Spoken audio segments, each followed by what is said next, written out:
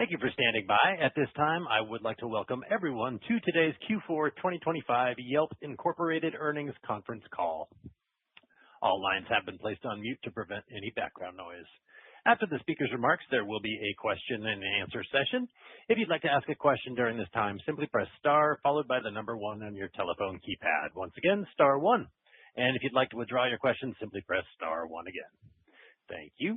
And I would now like to turn the call over to Josh Willis, Investor Relations Manager. Josh? Good afternoon, everyone, and thank you for joining us on Yelp's fourth quarter and full year 2025 earnings conference call. Joining me today are Yelp's Chief Executive Officer, Jeremy Stoppelman, Chief Financial Officer, David Schwarzbach, and Chief Operating Officer, Jed Nachman. We published a shareholder letter on our investor relations website and with the SEC and hope everyone had a chance to read it. We'll provide some brief opening comments and then turn to your questions. Now I'll read our safe harbor statement. We'll make certain statements today that are forward-looking and involve a number of risks and uncertainties that could cause actual results to differ materially. Please note that these forward-looking statements reflect our opinions only as of the date of this call, and we undertake no obligation to revise or publicly release the result of any revision to these forward-looking statements in light of new information or future events. In addition, we are subject to a number of risks that may significantly impact our business and financial results. Please refer to our SEC filings as well as our shareholder letter for a more detailed description of the risk factors that may affect our results. During our call today, we may discuss adjusted EBITDA margin, and free cash flow, which are non-GAAP financial measures.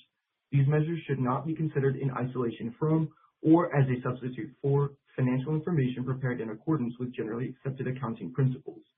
In our shareholder letter released this afternoon and our filings with the SEC, each of which has been posted on our investor relations website, you will find additional disclosures regarding these non-GAAP financial measures, as well as historical reconciliations of GAAP net income or loss to both adjusted EBITDA and adjusted EBITDA margin, and an historical reconciliation of GAAP cash flows from operating activities to free cash flow.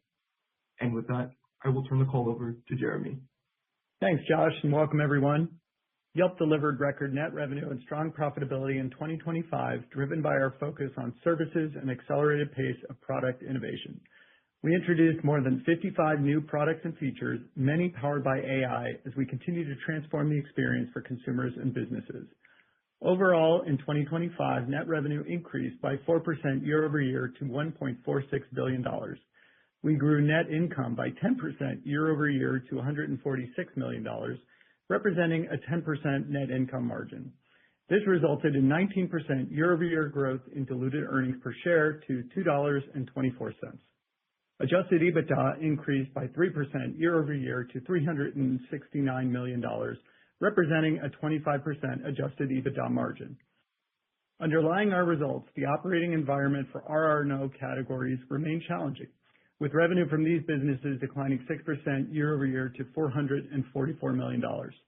At the same time, services drove our business performance, with advertising revenue from businesses in these categories up 8% year-over-year to a record $948 million due to the strength in advertising demand and reflecting record revenue per location.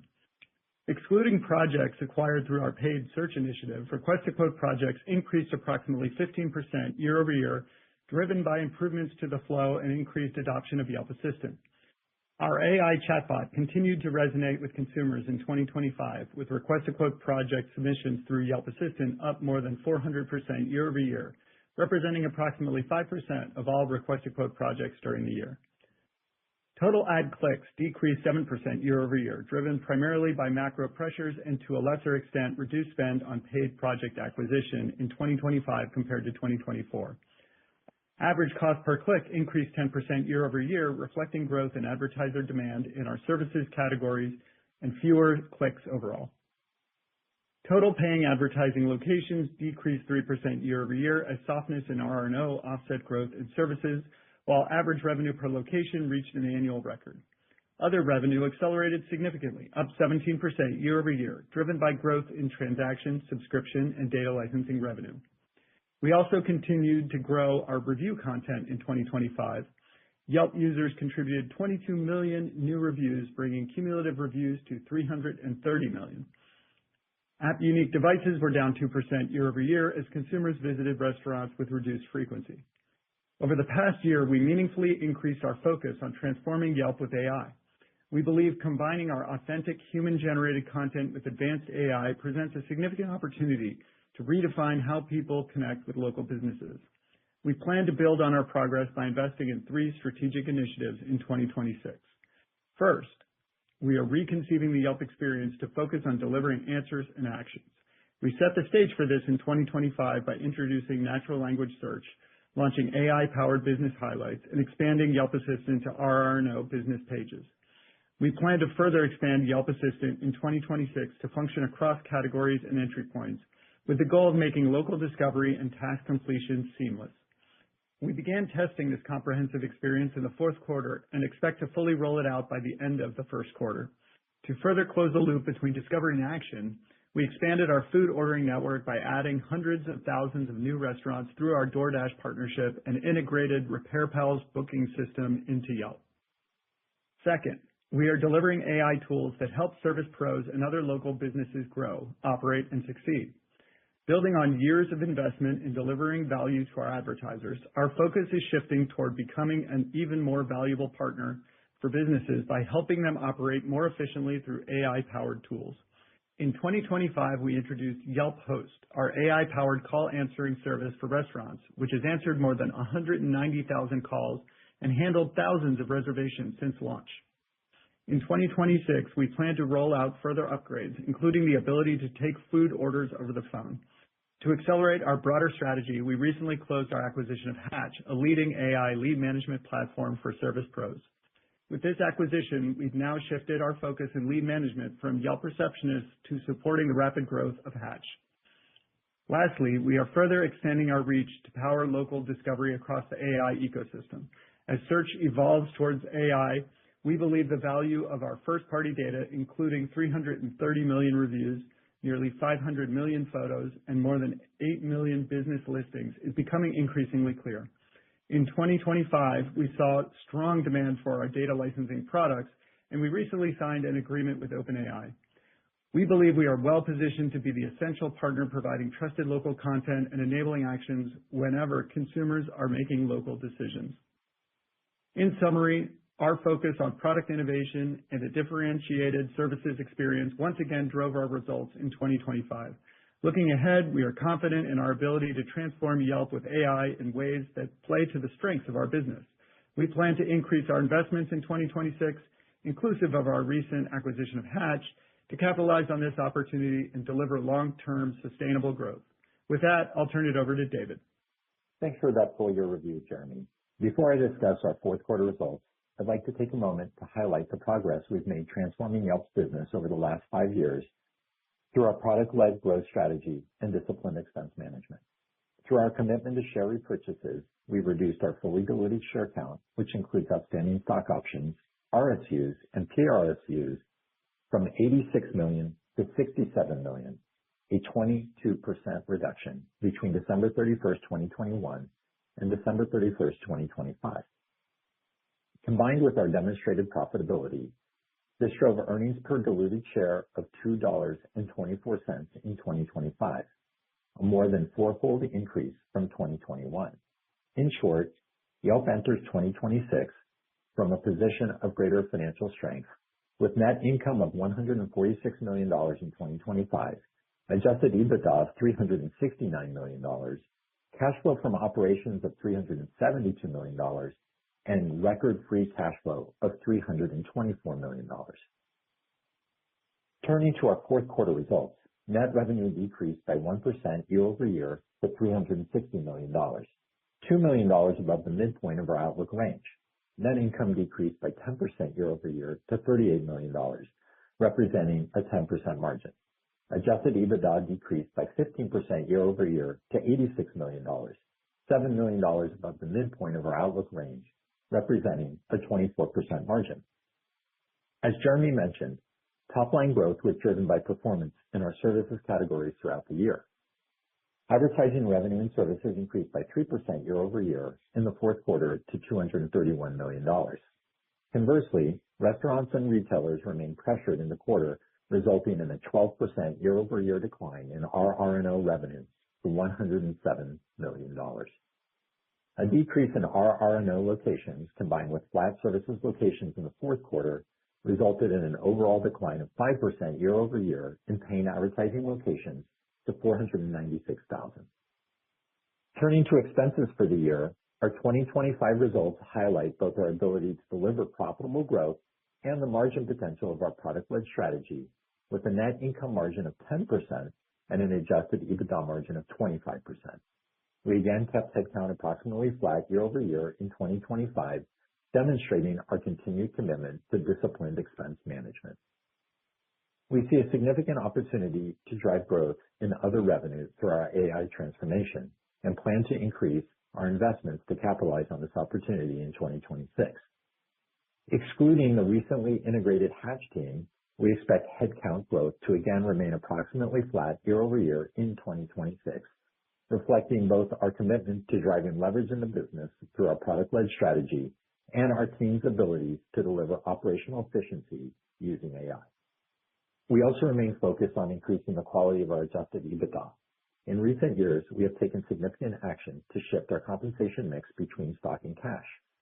While we expect the full impact of these efforts to stack over time, in 2025, we were able to reduce stock-based compensation expense as a percentage of revenue by 2 percentage points from the previous year. In line with our target set in 2023, SBC as a percentage of revenue in the month of December 2025 declined to below 8%. We continue to expect that we will reduce SBC expense to less than 6% of revenue by the end of 2027. In 2026, we are deploying capital to support our growth initiatives through investments in our AI transformation, our acquisition of Hatch, and incremental investment in paid search. We intend to continue evaluating potential strategic acquisitions and repurchasing shares subject to market and economic conditions. In 2025, we repurchased $292 million worth of shares at an average purchase price of $33.29 per share, including $88.5 million worth of shares repurchased in the fourth quarter. As of December 31st, 2025, we had $38.8 million remaining under our existing repurchase authorization.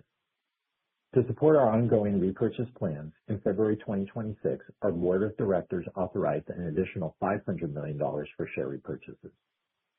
Turning to our outlook, we continue to believe in the significant long-term growth opportunities ahead as we focus our investments on high-return areas. We expect many of the same trends that characterized 2025 to persist into 2026, continuing to negatively impact advertising revenue for the year. We anticipate the opportunity in other revenue and services to continue to drive our business performance, while RR&O remains pressured. As a result, for the first quarter of 2026, we expect net revenue will be in the range of $350 million to $355 million. For the full year, we expect net revenue will be in the range of $1.455 billion to $1.475 billion. Turning to margin, we anticipate expenses will increase seasonally from the fourth quarter of 2025 to the first quarter of 2026, primarily driven by payroll taxes and benefits. As a result, we expect first quarter adjusted EBITDA will be in the range of $58 million to $63 million. For the full year, we expect expenses to increase, driven primarily by investments in our AI transformation, in paid traffic acquisition, and in Hatch operations. As a result, we expect adjusted EBITDA for the full year to be in the range of $310 million to $330 million. In closing, Yelp's 2025 results reflect both disciplined execution and the margin potential of our product-led strategy. We continue to believe in the opportunities ahead to create shareholder value over the long term as we invest in our AI transformation to drive sustainable business performance. With that, operator, please open up the line for questions. Thank you so much. And at this time, I would like to remind everyone, in order to ask a question, press star, then the number one on your telephone keypad. Once again, star one. And we will pause just a moment to compile the Q&A roster. All right, looks like our first question today comes from the line of Robert Coolbrith with Evercore ISI. Robert, please go ahead. Great. Thanks for the opportunity to ask a question. Just wanted to ask about the environment for services, both on the consumer and the service provider side. So you saw some deceleration in Q4 in revenue, a little bit steeper sequential decline in services valves. this year versus last. Just wondering if you could maybe comment on that a bit and what you're looking for from the services business in 26. Then I'll just have a quick follow-up on OpenAI. Thank you. Sure. I can kick things off here, Robert. Thanks for the question. Services demand, I think, has softened a bit. Where we really see it hit hard with respect to the consumer and the overall macro environment was RR&O. But I would say it's spilled over to services somewhat, not to the same extent, obviously.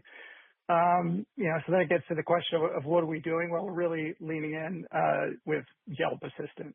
So that's our key investment there. We've been working on that for some time, particularly in the services side, but we rolled it out last year to business pages. And we're looking forward to bringing it cross categories. We think transforming the consumer experience through AI is really a great opportunity for us. Obviously AI is a very disruptive force for a lot of companies out there. And so we're really riding that wave. We think consumers are going to expect to have a more chat-like interface in general to a service like Yelp. And so we're eager to bring that to our consumers, drive engagement. And of course, as those users engage with it in high frequency categories like restaurants, you would expect them to eventually get to services categories as well. And, when you're in Yelp Assistant, that's a fully monetized experience with request to quote. So we're really excited to get that out. We expect to begin our launch towards the end of Q1 here. And that's just the beginning. Of course, we plan to continue to invest in that to bring other actions into Yelp Assistant. So things like making reservations or booking appointments or having a service provider show up at your house. Those are all on the roadmap. So we're looking forward to executing on that. And then we continue to lean into multi-location services. That's a big opportunity there. We've historically been under-penetrated. We've made a lot of progress. We've also found ways to deliver additional traffic, go out and acquire some traffic for those customers, and that can generate incremental revenue as well. So we do have a lot of bets that we're placing this year. They can improve things on the services side. Look forward to reporting back on that. Great, thanks. And just on OpenAI, anything you could tell us maybe about the general outline of the deal? If that could be a positive factor for traffic, exposure to younger user cohorts, and so forth, in addition to whatever monetization opportunity there might be. Thank you. Sure. I'll take this one as well on OpenAI. Great to have an agreement there. A couple quarters ago, we flagged for investors that, hey, we were seeing really high quality conversations in that area. Deals were being signed. It was still early days. And I think, this is an important milestone on that journey.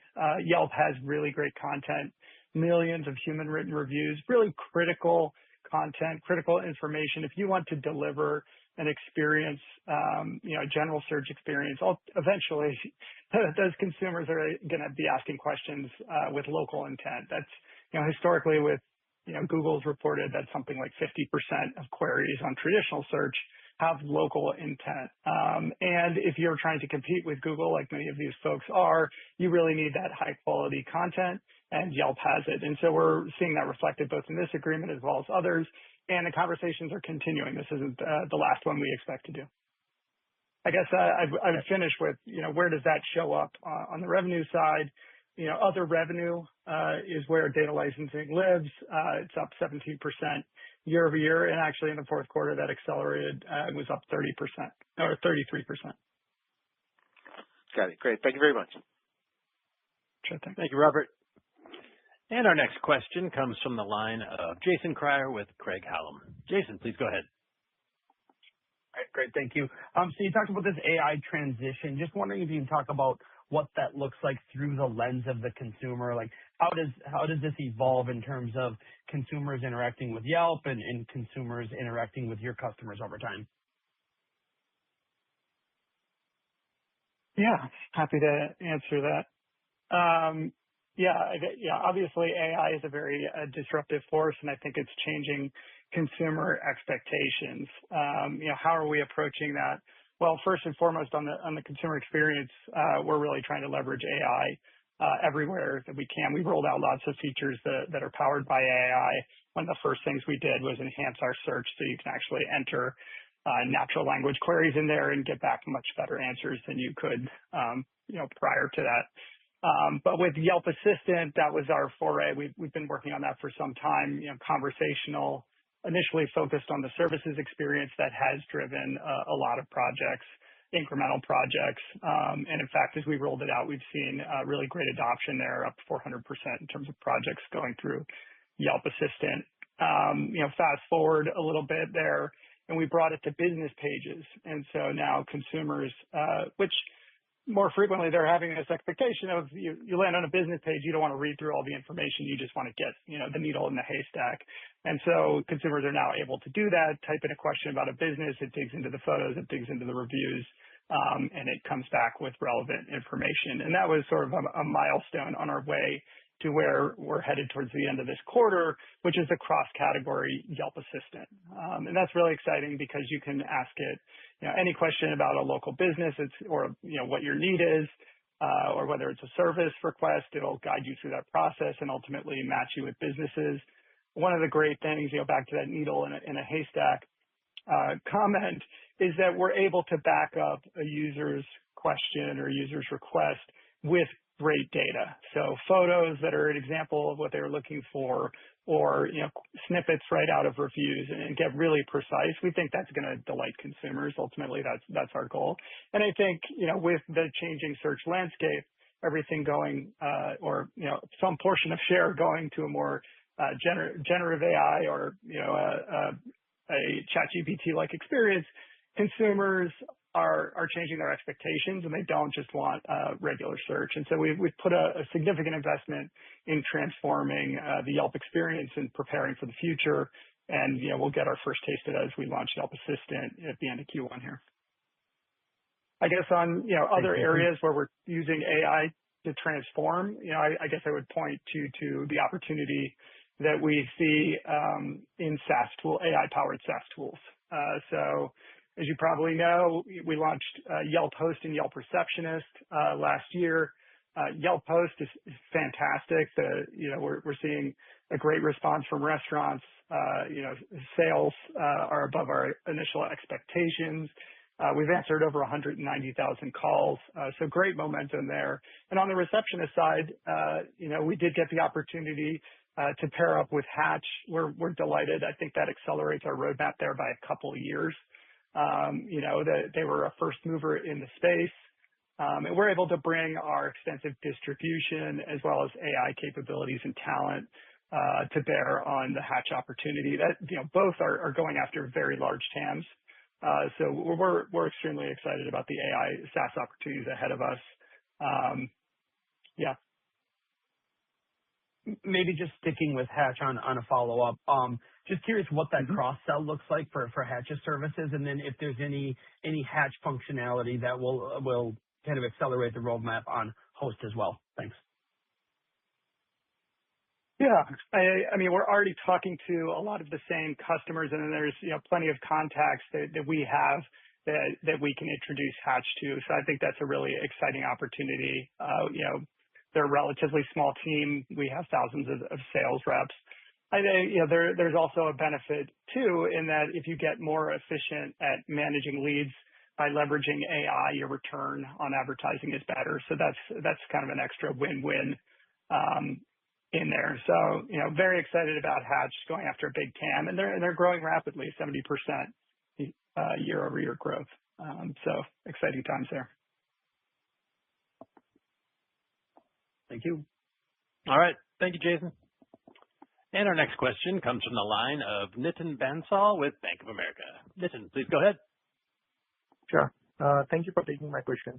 So AI innovation is accelerating at a very rapid pace, particularly as large platforms disrupt traditional advertising and software models. As you expand your AI SaaS offerings with Hatch, what gives you confidence that your product innovation can keep up with the leading players and you will be able to achieve the adoption level that you're targeting for? Thank you. Sure. Thanks for the question. How do we expect to keep up a level of innovation, a pace of innovation, such that we can stay ahead of perhaps bigger players? It's not So it's something that we're very familiar with. Obviously for many years, we've competed with big tech players, particularly Google. And how we've been successful is, I think, our focus. It's early days in the space that Hatch plays in, which is AI lead management for service pros. They're laser focused. They understand their customers. They understand the players of the ecosystem. They have key partnerships that are essential to make that work. There's just a level of detail and focus that I think is very hard for other companies, especially large ones that have other big opportunities to pursue to spend their time on. So we're quite confident that this is an opportunity with a lot of runway, and Hatch has great momentum. And our view is, how do we help? They're doing great. The 70% growth year over year is fantastic, and we want to see if we can make that even go even faster. So we're bringing our resources to bear. We're bringing our distribution to bear, and they're really experts in the space. And I think that's very hard for someone to replicate if they've got lots of other large opportunities to chase, like some of these bigger AI players. Thank you. If I can ask one more. Looking out 5 years from now, how do you envision Yelp's revenue mix to evolve between recurring subscription revenue versus variable ad revenue? And what would it mean for your overall top line growth and margin profile 3 to 5 years down the line? Thanks for the question, Nitin. We do see the opportunity to diversify revenue by continuing to drive other revenue. Just as a quick reminder, other revenue consists of 3 components. There is the licensing revenue, there is transaction revenue, and things are going well with DoorDash. We're very happy there. And then, of course, there's the subscription revenue. With this significant opportunity across the SaaS landscape, especially with our distribution, we do see the opportunity to diversify our total revenue mix, which is obviously heavily ad-driven today. So yes, that's definitely an opportunity from our perspective. Obviously, as well, there are different margin profiles between SaaS performance or SaaS business models and ad-driven business models. That being said, when you look at over time, where do SaaS businesses go in terms of margins, it's also very attractive. So my expectation is that our ability to drive SaaS margins will converge with where we are or better than the ad revenue. And as a reminder, when you look at licensing or transaction, that is almost entirely margin. So that's a very nice mix there for us. I'd say overall, other revenue today already has, in aggregate, a better margin profile than the ad side of the business.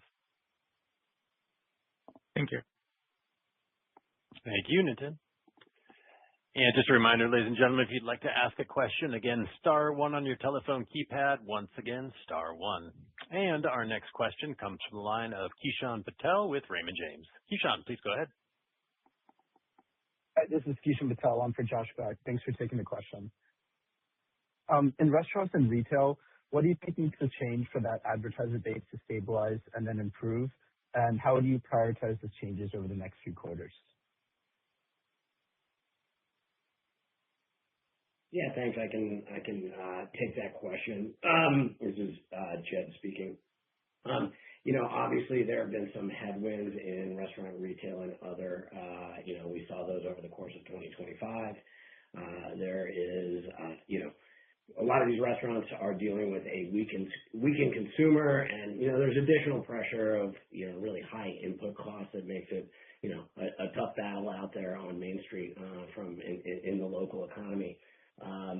We do believe that over time, in restaurant dining will return, and that we're very well positioned for that. I think when you look at the transformation of Yelp, and Jeremy had mentioned Yelp Assistant, cross-category Yelp Assistant, that's going to provide an entirely new interface for consumers to interact, with all of the Yelp data, and we believe the investment there will position us well when a lot of this stuff comes back. But we're not resting on our laurels. Jeremy mentioned the Yelp host, and we've been thrilled with the progress there thus far. We believe there's a very large TAM. I think, as we mentioned in the letter, we'll soon have the food ordering, available on that Yelp host product. And I believe we're really well positioned from a voice perspective, and it is obviously a very large TAM that we can go after and bring our existing infrastructure to bear on that opportunity. So, overall, we're going to continue to invest in that consumer experience and also see other opportunities to drive on those AI-based SaaS tools. Got it. And regarding Hatch, can you provide more color on the margin trajectory goals for Hatch after closing, given the cash flow disclosure, and how that impacts the full year EBITDA outlook versus the core business? Thanks for the question. It's David. Because Hatch is growing very rapidly, we remain focused on driving that top-line growth. Driving margin is not the immediate focus for us. We actually want to go and really realize the opportunity by providing the solution to as many service pros as we can. Again, I do think over time that the margin profile will converge with the typical SaaS margin profile, but that's not immediate. So it is reflected in the guidance that we've given on adjusted EBITDA for the year from an operating expense perspective. Just as a side note, the retention amounts that we are paying out are being added back to EBITDA, so we're adjusting those. You can see those numbers in the shareholder letter just for reference. But what we want to really achieve right now is this significant growth in realizing the opportunity from the acquisition. Thank you. All right. Thanks, Keishan. And that does conclude our Q&A session today, as well as our call. So thank you so much for joining us today, and you may now disconnect. Have a great day, everyone.